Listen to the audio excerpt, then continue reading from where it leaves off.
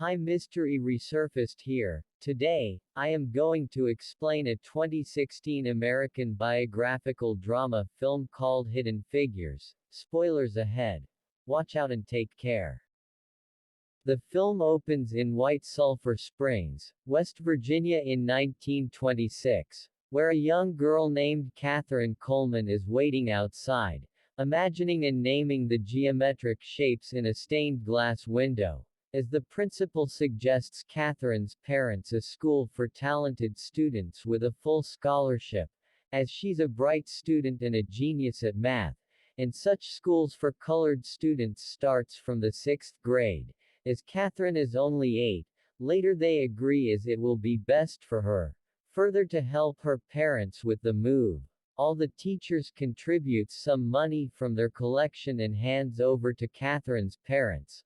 Later at the new school, a teacher asks Catherine to solve an algebra equation on the blackboard. He hand over Catherine the chalk. Without any hesitation, Catherine solves the equation on the blackboard. She turns around and explains it to her classmates, while the teacher and her classmates watches her in surprise. In the next scene, in Hampton, Virginia 1961, an adult Catherine is seen as their car breaks down on the side of the road, with his two co-workers cum friends, Dorothy and Mary. As she carpools with them, while fixing the car, a racist police officer stops by and asks for their identification. When Catherine explains that they all work at NASA, in calculation department which sends their rockets into space, he gets surprised that NASA hires black women. While Dorothy manages to fix the car, the officer offers to escort them. With lights and sirens blazing, Mary finds it ironic, since it's unusual to see 3 black women chasing and speeding a white police officer down the highway in 1961, and it is a God-ordained miracle as they all laugh in excitement. Later, at the NASA Langley Research Center, the Space Task Group watches a video about Sputnik 1, the first ever artificial satellite launched by Russia into the space. In the consequent discussion, Mr. Webb, the man in charge, informs that American leaders worries about the Soviets' access into the space. This could allow them to spy on America, and asks Al Harrison, director of STG, to get them up there, since they can't justify the expense of a space program that doesn't place anybody in space, and walks out, while Harrison asks Ruth that he needs a mathematician who knows analytic geometry. At the West Computing Division, which is segregated from the rest of Langley Research Center, Dorothy assigns new assignments to the group.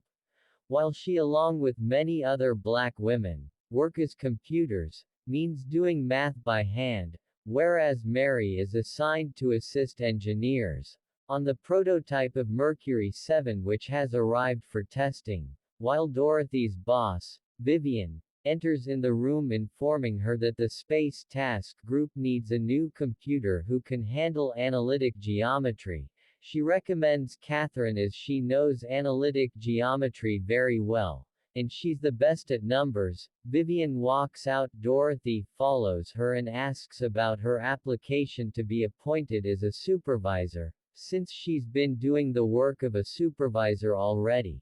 But she denies, saying they are not assigning a permanent supervisor for colored group, as it's not her call. Meanwhile, Mary walks into a sealed chamber carrying her papers, where a prototype of a space capsule is about to go under a wind tunnel test. As she stops to admire it, the test countdown begins. While getting away, her shoe heel gets caught in a grate as she can't get it loose. The engineer shouts that her life is more worthy than a shoe. She leaves it and joins the engineers inside the room, as the space capsule fails the wind test, as its exterior heat shield panels fly off. While inspecting, the head engineer, Carl Zielinski, suggests to alter the exterior with corrugated heat shield.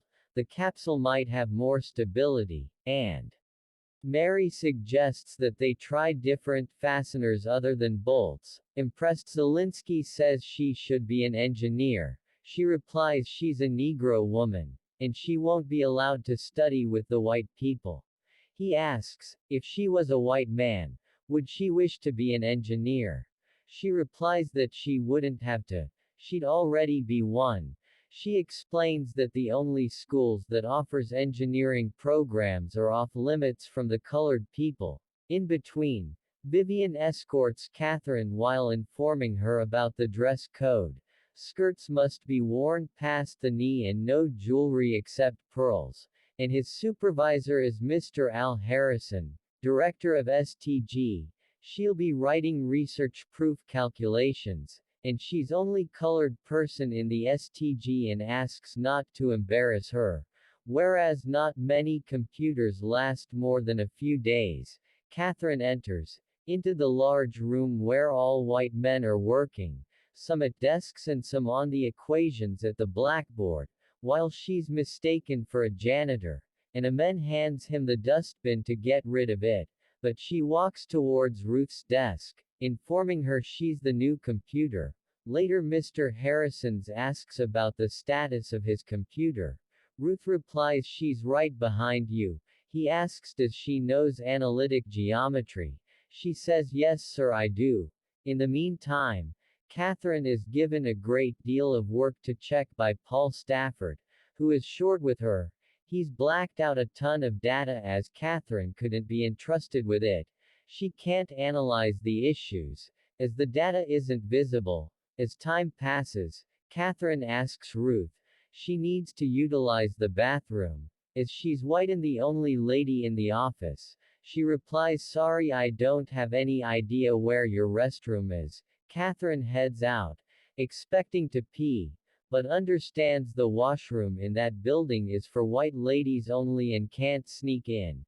She has to cross the building and run half a mile to the colored ladies' restroom in the West Area Computing Division she used to work. Carrying her work with her, she keeps on analyzing it while she pees. At night, Dorothy is upset as she drives Mary and Katherine back home, grumbling about Vivian not making her a supervisor as she's been handling all the work of a supervisor for years. Later next day, Mary, Dorothy and Katherine goes to church with their families, where Katherine gets an attention of Colonel Jim Johnson. Meanwhile, at the grill Mary signals Jim to come over and talk with Katherine, while Dorothy and Mary leaves them alone to talk with one another. When he finds out about her work at NASA, with an unfavorable mindset he gets surprised that NASA allows women to handle something subburdening.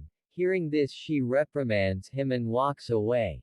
While in NASA workers gather at the launch site to meet the astronauts. John Glenn, pilot of Friendship 7, will be the first American in orbit. He is restrained from meeting the black woman who are standing separated from the white workers, but he comes over and greets them in a friendly nature, and move on with other astronauts. Back at office, Katherine gets herself some coffee, which makes every one of the white people around stares at her in opposing shock.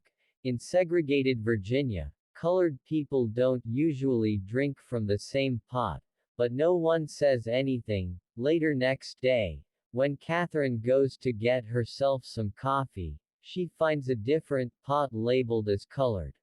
Later Paul asks Katherine that Mr. Harrison wants her to analyze and confirm the launch and landing for the Redstone rocket test. As the data is all blacked out, she holds it up in the light to read it.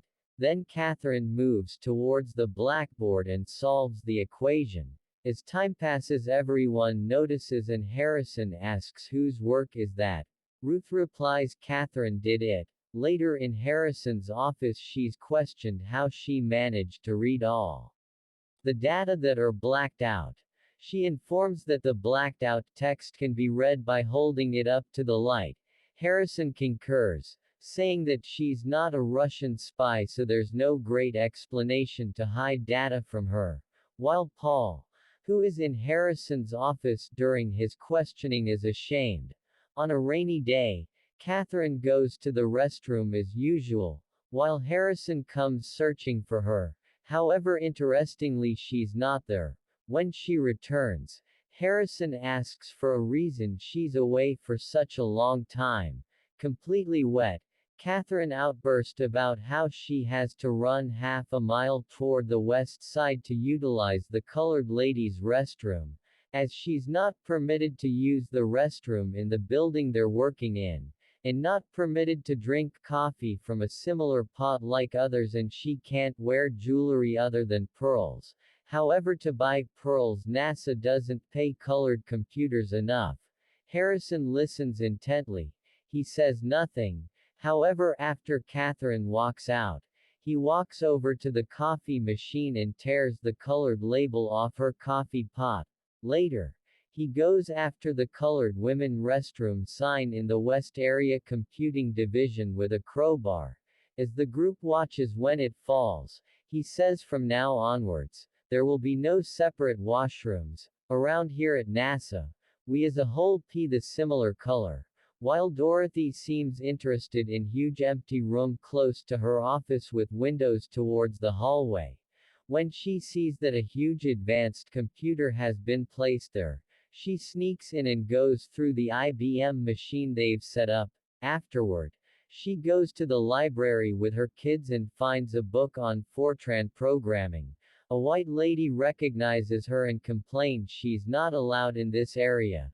Dorothy tells her that they didn't have the book she's looking in the colored segment. Later she is removed from the library, but while on the bus, she uncovers she has taken the Fortran book with her.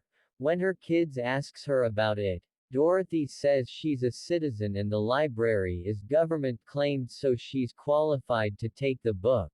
The data of the friendship mission are changing quickly and every seconds. Katherine argues she wants to be in the meeting where new data is introduced. However, Paul replies that ladies aren't permitted. She asks Harrison that she needs to be in the meeting as she is liable for calculating the launch data each time there's a difference in any sort, to the launch time, payload, landing area, and so on, and changes are discussed in every meeting. Harrison brings up there's no rule for ladies going to meetings, but she replies there's no convention for a man surrounding the Earth in the same orbit. Katherine says that he makes the rules since he's the chief. He simply has to act like one. In spite of Paul's fights, Harrison agrees to allow her to sit in, saying that they all work together or not by any stretch of the imagination. He advises her to be quiet. Katherine follows him into the meeting, which incorporates John Glenn and all of NASA's head officials. One of them asks him that they need to know where Glenn's Friendship 7 capsule will land. There's a long quietness as Harrison ponders the issue. Then he hands a piece of chalk to Katherine and requests to explain it. Katherine isn't ready for this as she was there just to hear, but she thoroughly considers it and writes down a set of equations that predict, in light of current plans, Glenn notes down at a specific scope and longitude close to the Bahamas. Nobody can see any defects in her equations or her numbers, so they're undeniably impressed, including John Glenn. In the next scene, Mary goes to an appointed judge to ask whether she can go to a school that doesn't permit colored people so she can get a degree in engineering. She is permitted to enlist solely in night classes, making her the first colored lady to join in. She goes to class and the white students are shocked, however it doesn't matter to her. While Dorothy has been learning IBM documents, looking out for some way to improve on Fortran, and pays mystery visits to the IBM computer in the server room, the men appointed with getting the machine working are struggling. As Harrison warns not to pay them, Dorothy has also asked a few watchful inquiries and found that once it demonstrates its dependability, the IBM, which can run calculations ordinarily quicker than an entire room full of human computers, will take over West Area Computing Unit. One night in the server room, Dorothy sees that one of the cable on the IBM's fix board is wrongly connected and reconnects it accurately, which fixes the issue the men were having. Later Dorothy is trying a program on a bunch of punch cards when the male technician enters in and asks her what she's doing. They're unnerved that she could break something until they understand that Dorothy, puttering around in her extra time, has dealt with the issue that has overseen by them for a really long time. She's gotten the computer to run a program and produce significant outcomes. When Vivian noticed that they're lacking in software engineers, Dorothy uncovers that she has become capable in Fortran, and she's been showing the computers in her group about Fortran and the IBM machine. She sorts all the 30 of the ladies she supervises to get along and join the server room staff. One night Katherine returns home to find her little girl spruced up in her dinner table set for an exceptional event. She asks her mom what's happening and Mrs. Coleman says it's not her secret to tell. While Jim Johnson emerges from the kitchen with a plate of food. He's prepared for dinner in a little ring box, which he puts on the table before Katherine. She accepts it before he gets his proposal out. Meanwhile, with Glenn's launch drawing closer, Katherine keeps computing directions and composing reports. And now she can add her own name for the bylines. Her worth to the venture is completely perceived and Paul has at last moved beyond his bigoted hatred. He even brings her coffee while she's composing. However, Harrison informs her, now that Friendship 7 is going to be sent off. The Space Task Group's requirement for Katherine has finished. Everybody in the division values her and as she gets together her things, Ruth gives Katherine a wedding gift from the entire department, a pearl necklace. The day of the launch, Vivian runs into Dorothy in the restroom. She apologized to Dorothy for never making her supervisor, and tells her she doesn't have anything against the people of color under her watch, and did all that could be expected for them. Prior to leaving, Dorothy concentrates on her and says pityingly, I realize you truly trust that. The entire world waits out to watch John Glenn's launch, whereas an issue emerges in the control room when the IBM computer's calculation for Glenn's flight doesn't match from the earlier days. One bunch of estimations should be wrong, and without the right figures, it's undependable to take off. Glenn demands that Katherine figure it out by hand, since believes her mind more than he believes the IBM machine. Harrison finds her and she plunks down to check the calculation at her old work area in the West Area computing room. As Katherine runs the numbers, recognizes the right arrangement of figures, and gets back to the control room to hand the coordinates to Harrison, who's inside. As the doorway is closed right in front of Katherine, she remains outside, sad. Regardless of having made all the difference, a long second passes and Harrison returns, giving her a pass that concedes her admittance to the control room and guiding her inside with him. 50 million people watch the takeoff on TV while Katherine and Al watch from the control room. We see the skyline from the space capsule as John Glenn pilots Friendship 7 into space. After successful orbit around Earth, Glenn sees an warning light. There's an issue with the fasteners for the heat shield. Later Harrison suggests to keep the retro pack set up during re-entry, as opposed to casting off it as expected, because the retro pack's straps could keep the heat shield set up. On the off chance that the heat shield blows away, the capsule will wreck, as it re-enters the atmosphere and Glenn will die. This information is passed to Glenn, who's having an uneven ride and soon reports that the capsule is becoming exceptionally hot. However, following a strained couple of moments when the control room loses contact with Friendship 7, his advice works great. The straps hold enough of the heat shield down to save Glenn's life, and he falls down securely. After the send-off, the movement at NASA fades away. Vivian at long last elevates Dorothy to supervise in the Analysis and Computation Division and addresses her as Mrs. Vaughan. Mary earns her college degree and becomes an engineer.